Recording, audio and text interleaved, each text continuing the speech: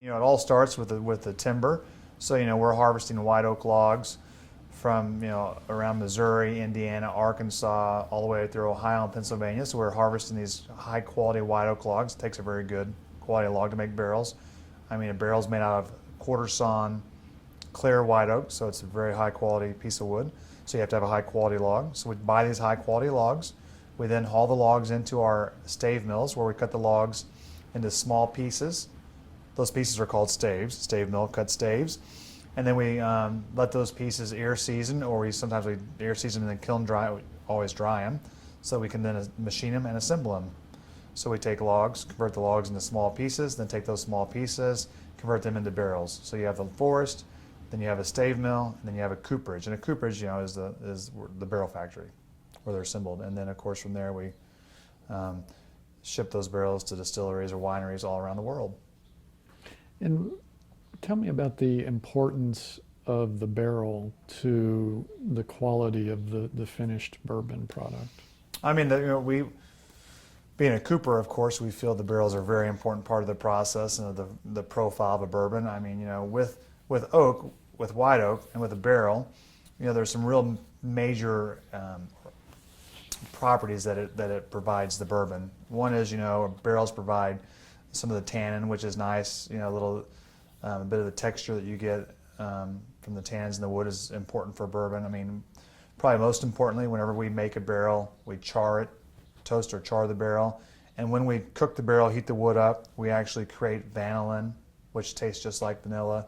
So people love vanilla, and that comes from the barrel. Vanilla does not come from the grain. It comes all from the white oak, and when we cook the white oak. And we always say the vanilla is like catnip for humans. People love vanilla; they're crazy about it, and so that comes from the barrel. And how much vanilla the barrel releases depends on the wood we source and how we toast or char the barrel. Oak naturally has wood sugars in it, and so whenever we cook the oak or char the oak, we convert those sugars in the oak, we caramelize them, and that's where you get some of the caramel notes that you have in whiskey. The sweetness of whiskey doesn't come, so much from the grain. The corn does provide kind of a sweet characteristic, but really most of the sweetness and the caramel and the vanilla and the texture, a lot of that comes from the barrel. And so depending on the wood we source, depending on how we season the wood, depending on how we cook the wood or how we char the wood, that controls, all those different flavor attributes provided by the barrel. So it sounds like the barrel is providing much of the flavor that we attribute to bourbon. Absolutely, yeah. It's a huge part of the flavor and aroma and texture of what's in that bottle. It comes from the barrel. Sometimes I say it's like liquid American oak. I wouldn't say that, please. I hate to say that, but that's true. It's you're bottling, some of the nice luscious notes that American oak can provide. Making barrels is kind of like toasting marshmallows or cooking marshmallows.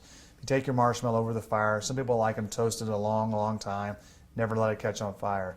Other times people take that marshmallow and they want to catch it on fire very quickly, get the nice char layer on the outside and leave the natural, kind of cold, puffy marshmallow under that char layer. Some people like to, toast those marshmallows for a long time and then flash char them at the very end, So that's very much how we make barrels. It's not quite that simple, but a lot of barrels we can flash char very quickly. Some barrels we just char for a long time. Some barrels we only toast. And all those barrels provide, different profiles of flavor, different profiles of color and texture, aroma.